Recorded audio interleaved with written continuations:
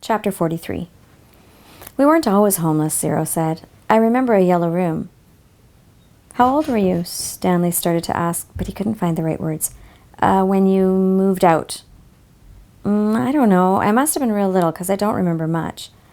I don't remember moving out. I remember standing in a crib with my mother singing to me. She held my wrists and made my hands clap together. She used to sing me that song, the one that you sang. It was a bit different, though. Zero spoke slowly, as if searching his brain for memories and clues. And then later, I know we lived out on the street, but I don't know why we left the house. I'm pretty sure it was a house and not an apartment. I know my room was yellow. It was late afternoon. They were resting in the shade of the thumb. They had spent the morning picking onions and putting them in the sack. It didn't take long, but long enough that they had to wait another day before heading down the mountain. They wanted to leave at the first hint of daylight so they'd have plenty of time to make it to Camp Green Lake before dark. Stanley wanted to be sure he could find the right hole. Then they would hide by it until everyone went to sleep. They would dig for as long as it seemed safe and not a second longer. And then, treasure or no treasure, they'd head up the dirt road. If it was absolutely safe, they'd try to steal some food and water from the camp kitchen. I'm good at sneaking in and out of places, Zero had said. Remember, Stanley had warned, the door to the rec room squeaks. Now he lay on his back, trying to save his strength for the long days ahead. He wondered what happened to Zero's parents, but he didn't ask. Zero didn't like answering questions. It was better to just let him talk when he felt like it. Stanley thought about his own parents. In her last letter, his mom was worried that they might be evicted from their apartment because of the smell of burning sneakers. They could easily become homeless as well. Again, he wondered if they'd been told that he ran away from camp. Were they told that he was dead? An image appeared in his head of his parents hugging each other and crying. He tried not to think about it. Instead, he tried to recapture the feelings he had had the night before. The inexplicable feeling of happiness. The sense of destiny. But those feelings didn't return. He just felt scared. The next morning, they headed down the mountain. They dunked their caps into the water hole before putting them on their heads. Zero held the shovel and Stanley carried the sack, which was crammed with onions and the 3 jars of water. They left the pieces of the broken jar on the mountain. This is where I found the shovel, Stanley said, pointing out a patch of weeds. Zero turned and looked up toward the top of the mountain. That's a long way. You were light, said Stanley. You'd already thrown up everything that was inside your stomach. He shifted the sack from one shoulder to the other. It was heavy. He stepped on a loose rock, slipped, and then fell hard. The next thing he knew, he was sliding down the steep side of the mountain. He dropped the sack and onions spilled out around him. He slid into a patch of weeds and grabbed onto a thorny vine. The vine ripped out of the earth, but slowed him enough that he was able to stop himself. Are you all right? Zero asked from above. Stanley groaned as he pulled a thorn out of the palm of his hand. Yeah, he said. He was all right. He was worried more about the jars of water. Zero climbed down after him, retrieving the sack along the way. Stanley pulled some thorns out of his pant leg. The jars hadn't broken. The onions had protected them, like styrofoam packing material. Glad you didn't do that while you were carrying me, Zero said. They lost about a third of the onions, but recovered many of them as they continued on down the mountain. When they reached the bottom, the sun was just rising above the lake. They walked directly toward it. Soon they stood on the edge of a cliff, looking down on the dry lake bed. Stanley wasn't sure, but he thought he could see the remains of the Mary Lou off in the distance. You thirsty? Stanley asked. No, said Zero. How about you? No, Stanley lied. He didn't want to be the first one to take a drink. Although they didn't mention it, it had become kind of a challenge between the two of them. They climbed down into the frying pan. It was a different spot from where they had climbed up. They eased themselves down from one ledge to another and let themselves slide in other places, being especially careful with the sack. Stanley could no longer see the Mary Lou, but headed in what he thought was the right direction. As the sun rose, so did the familiar haze of heat and dirt. Are you thirsty? Zero asked. No, said Stanley. Because you have 3 full jars of water, said Zero. I thought maybe if it was getting too heavy for you, if you drink some, it would lighten your load. No, I'm not thirsty, said Stanley. But if you want a drink, I'll give you some. Oh, I'm not thirsty, said Zero. I was just worried about you. Stanley smiled. I'm a camel, he said.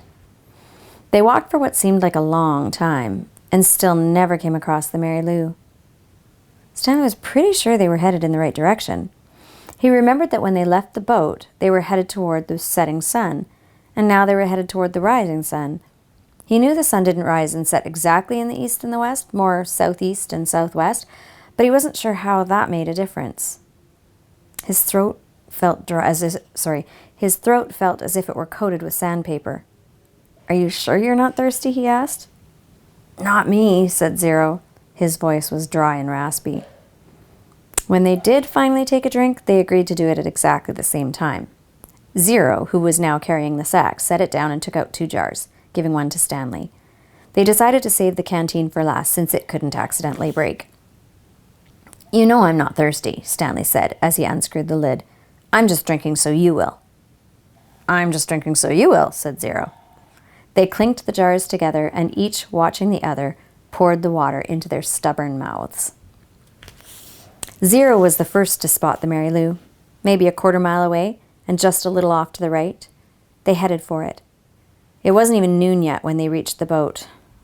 They sat against the shady side and rested. "I don't know what happened to my mother," Zero said. "She left and just never came back."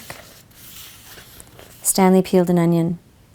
"She couldn't always take me with her," Zero said. "Sometimes she had to do things by herself." Stanley had the feeling that Zero was explaining things to himself. "She'd tell me to wait in a certain place for her, and when I was real little it had to be small areas, like on a porch step or a doorway. 'Now don't leave here until I get back,' she'd say. I never liked it when she left. I had a stuffed animal, a little giraffe, and I'd hug it the whole time while she was gone. When I got bigger, I was allowed to stay in a bigger area, like stay on this block or don't leave the park. But even then, I still held Jaffe." Stanley guessed that Jaffe was the name of Zero's giraffe. "And then, one day, she just didn't come back," Zero said. His voice sounded suddenly hollow. "I waited for her at Laney Park." "Laney Park?" said Stanley. "I've been there." "You know the playscape?" asked Zero. "Yeah, I've played on it." "I waited there for more than a month," said Zero. "You know the tunnel that you crawl through between the slide and the swinging bridge? That's where I slept." They ate 4 onions apiece and drank about half a jar of water. Stanley stood up and looked around. Everything looked the same in all directions. "When I left camp, I was heading straight toward Big Thumb," he said. "I saw the boat off to the right, so that means that we have to turn a little to the left." Zero was lost in thought. "What? Oh, okay," he said. They headed out. It was Stanley's turn to carry the sack. "Some kids had a birthday party," Zero said. "I guess it was about 2 weeks after my mom left. There was a picnic table next to the playscape and balloons were tied to it. The kids all looked to be about the same age as me. One girl said hi to me and asked if I wanted to play. I wanted to, but I didn't. I knew I didn't belong at the party, even though it wasn't their playscape. There was this one mother who kept staring at me like I was some kind of a monster. And then later a boy asked me if I wanted a piece of cake, but then that same mother said, 'Go away.' And she told all the kids to stay away from me, so I never got a piece of cake. I ran away so fast I forgot Jaffe." "Oh, did you ever find him? Or it?" For a moment Zero didn't answer, and then he said, "Oh, he wasn't real." Stanley thought again about his own parents. How awful it would be for them to never know if he was dead or alive. He realized that's how Zero must have felt, not knowing what happened to his own mother. He wondered why Zero never mentioned his father. "Hold on," Zero said, stopping abruptly. "We're going the wrong way." "No, this is right," said Stanley. "You were headed toward Big Thumb when you saw the boat off to your right," said Zero. "That means we should have turned right when we left the boat." "Are you sure?" Zero drew a diagram in the dirt. Stanley still wasn't sure. "We need to go this way," Zero said, first drawing a line on the map and then heading that way himself. Stanley followed. It didn't feel right to him, but Zero seemed sure. Sometime in the middle of the afternoon, a cloud drifted across the sky and blocked out the sun. It was a welcome relief. Once again, Stanley felt that destiny was on his side. Zero stopped and held out his arm to stop Stanley, too. "Listen," Zero whispered. Stanley didn't hear anything.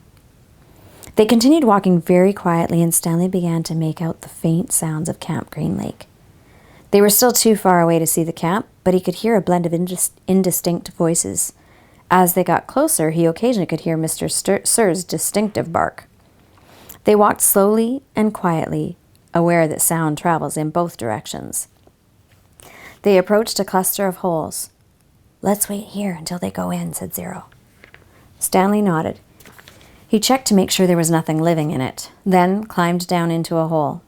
Zero climbed into the one next to him.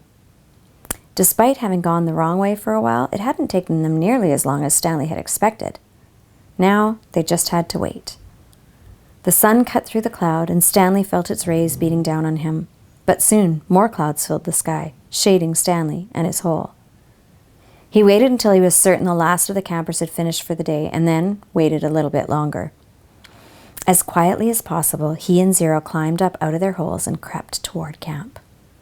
Stanley held the sack in front of him, cradled in his arms instead of over his shoulder, to keep the jars from clinking against each other. A wave of terror rushed over him when he saw the compound, the tents, the rec room, the warden's cabin under the 2 oak trees. The fear made him dizzy. He took a breath, summoned his courage, and continued. "That's the one," he whispered, pointing out the hole where he had found the gold tube. It was still about 50 yards away, but Stanley was pretty sure it was the right hole. There was no need to risk going any closer. They climbed down into adjacent holes and waited for the camp to fall asleep. Chapter 44. Stanley tried to sleep, not knowing when he'd get the chance again. He heard the showers and later the sounds of dinner. He heard the creaking of the rec room door. His fingers drummed against the side of the hole. He heard his own heartbeat. He took a drink from the canteen. He had given Zero the water jars. They each had a good supply of onions. He wasn't sure how long he remained in the hole, maybe 5 hours. He was surprised when he heard Zero whispering for him to wake up. He didn't think he had fallen asleep. If he had, he thought it must have been just for the last 5 minutes, although when he opened his eyes, he was surprised how dark it was. There was only one light on at camp, in the office. The sky was cloudy, so there was very little starlight. Stanley could see a sliver of the moon, which appeared and disappeared among the clouds. He carefully led Zero to the hole, which was hard to find in the darkness. He stumbled over a small pile of dirt. "I think this is it," he whispered. "You think?" Zero asked. "It's it," said Stanley, sounding more certain than he really was. He climbed down. Zero handed him the shovel. Stanley struck the shovel into the dirt at the bottom of the hole and stepped on the back of the blade. He felt it sink beneath his weight. He scooped out some dirt and tossed it off to the side. Then he brought the shovel back down. Zero watched for a while. "I'm going to try and refill the water jars," he said. Stanley took a deep breath and exhaled. "Be careful," he said, then continued digging. It was so dark he couldn't even see the end of his shovel. For all he knew, he was digging up gold and diamonds instead of dirt. He brought each shovelful close to his face to try to see if anything was there before dumping it out of the hole. As he made the hole deeper, it became harder to lift the dirt up and out. It was 5 feet deep before he had even started. He decided to use his efforts to make it wider instead. This made more sense, he told himself. If Kate Barlow had buried the treasure chest, she probably wouldn't have been able to dig much deeper, so why should he? Of course, Kate Barlow probably had a whole gang of thieves helping her. "You want some breakfast?" Stanley jumped at the sound of Zero's voice. He hadn't even heard him approach. Zero handed down a box of cereal. Stanley carefully poured some cereal into his mouth. He didn't want to put his dirty hands inside the box. He nearly gagged on the ultra-sweet taste. They were sugar-frosted flakes, and after eating nothing but onions for more than a week, he had trouble adjusting to the flavor. He washed them down with a swig of water. Zero took over the digging. Stanley sifted his fingers through the fresh piles of dirt in case he had missed anything. He wished he had a flashlight. A diamond no bigger than a pebble would be worth thousands of dollars, yet there was no way he'd see it. They finished the water that Zero had gotten from the spigot by the showers. Stanley said he'd go and fill the jars again, but Zero insisted that he do it instead. "No offense, but you make too much noise when you walk. You're too big." Stanley returned to the hole. As the hole grew wider, parts of the surface kept caving in. They were running out of room. To make it much wider, they would first have to move some of the surrounding dirt piles out of the way. He wondered how much time they had before the camp woke up. "How's it going?" Zero asked when he returned with the water. Stanley shrugged one shoulder. He brought the shovel down the side of the hole, shaving off a slice of the dirt wall. As he did so, he felt the shovel bounce off something hard. "What was that?" Zero asked. Stanley didn't know. He moved a shovel up and down the side of the hole. As the dirt chipped and flaked away, the hard object became more pronounced. It was sticking out of the side of the hole about 1.5 feet from the bottom. He felt it with his hands. "What is it?" Zero asked. He could just feel a corner of it. Most of it was still buried. It had the cool, smooth texture of metal. "I think I might have found the treasure chest," he said. His voice was filled more with astonishment than with excitement. "Really?" asked Zero. "I think so," Stanley said. The hole was wide enough for him to hold the shovel lengthwise and dig sideways into the wall. He knew he had to dig very carefully. He didn't want the side of the hole to collapse, along with the huge pile of dirt directly above it. He scraped at the dirt wall until he exposed one entire side of the box-like object. He ran his fingers over it. It felt to be about 8 inches tall and almost 2 feet wide. He had no way of knowing how far into the earth it extended. He tried pulling it out, but it wouldn't budge. He was afraid that the only way to get it out was to start back up at the surface and dig down. He didn't have time for that. "I'm going to try to dig a hole underneath it," he said. "Then maybe I can pull it out from the bottom and slip it out." "Go for it," said Zero. Stanley jammed the shovel into the bottom edge of his hole and carefully began to dig a tunnel underneath the metal object. He hoped it didn't cave in. Occasionally he'd stop, stoop down, and try to feel the far end of the box, but even when the tunnel was as long as his arm, he still couldn't feel the other end. Once again he tried to pull it out, but it was firmly in the ground. If he pulled too hard, he feared he'd cause a cave-in. He knew that when he was ready to pull it out, he would have to do it quickly before the ground above it collapsed. As his tunnel grew deeper and wider and more precarious, Stanley was able to feel latches on one end of the box, and then a leather handle. It wasn't really a box. "I think it might be some kind of a metal suitcase," he told Zero. "Can you pry it loose with the shovel?" Zero suggested. "I'm afraid the side of the hole will collapse." "You might as well give it a try," said Zero. Stanley took a sip of water. "Might as well," he said. He forced the tip of the shovel between the dirt and the top of the metal case and tried to wedge it free. He wished he could see what he was doing. He worked the end of the shovel back and forth, up and down, until he felt the suitcase fall free. Then he felt the dirt pile come crashing down on top of it. But it wasn't a huge cave-in. As he knelt down in the hole, he could tell that only a small portion of the earth had collapsed. He dug with his hands until he found the leather handle, and then he pulled the suitcase up and out of the dirt. "I've got it!" he exclaimed. It was heavy. He handed it up to Zero. "You did it!" Zero said, taking it from him. "We did it," said Stanley. He gathered his remaining strength and tried to pull himself up out of the hole. Suddenly, a bright light was shining in his face. "Thank you," said the warden. "You boys have been a big help." Chapter 45. The beam of the flashlight was directed away from Stanley's eyes and onto Zero, who was sitting on his knees, the suitcase on his lap. Mr. Pendanski was holding the flashlight. Mr. Sir stood next to him, with his gun drawn and pointed in the same direction. Mr. Sir was barefoot and bare-chested, wearing only his pajama bottoms. The warden moved toward Zero. She was also in her bedclothes, wearing an extra-long t-shirt. Unlike Mr. Sir, however, she had on her boots. Mr. Pendanski was the only one fully dressed. Perhaps he had been on guard duty. Off in the distance, Stanley could see 2 more flashlights bobbing toward them in the darkness. He felt helpless in the hole. "You boys arrived just in the nick of—" the warden started to say. She stopped talking, and she stopped walking, and then she slowly backed away. A lizard had crawled up on top of the suitcase.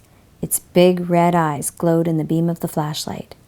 Its mouth was open, and Stanley could see its white tongue moving in and out between its black teeth. Zero sat as still as a statue.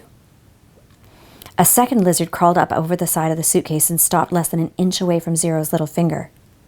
Stanley was afraid to look, and afraid not to. He wondered if he should try to scramble out of the hole before the lizards turned on him, but he didn't want to cause any commotion. The second lizard crawled across Zero's fingers and halfway up his arm. It occurred to Stanley that the lizards were probably on the suitcase when he had handed it to Zero. "There's another one!" gasped Mr. Pendanski. He shined the flashlight on the box of frosted flakes which lay on its side beside Stanley's hole. A lizard came crawling out of it. The light also illuminated Stanley's hole. He glanced downward and had to force himself to suppress a scream. He was standing on a lizard's nest. He felt the scream explode inside him. He could see 6 lizards. There were 3 on the ground, 2 on his left leg, and 1 on his right sneaker. He tried to remain very still. Something was crawling up the back of his neck. 3 other counselors approached the area. Stanley heard one say, "What's going on?" and then whisper, "Oh my goodness." "What do we do?" asked Mr. Pendanski. "We wait," said the warden. "It won't be very long."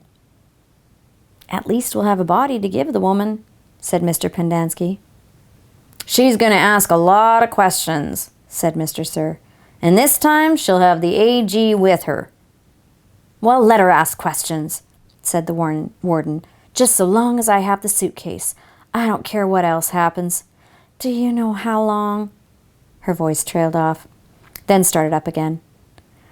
"When I was little, I'd watch my parents dig holes. Every weekend and holiday.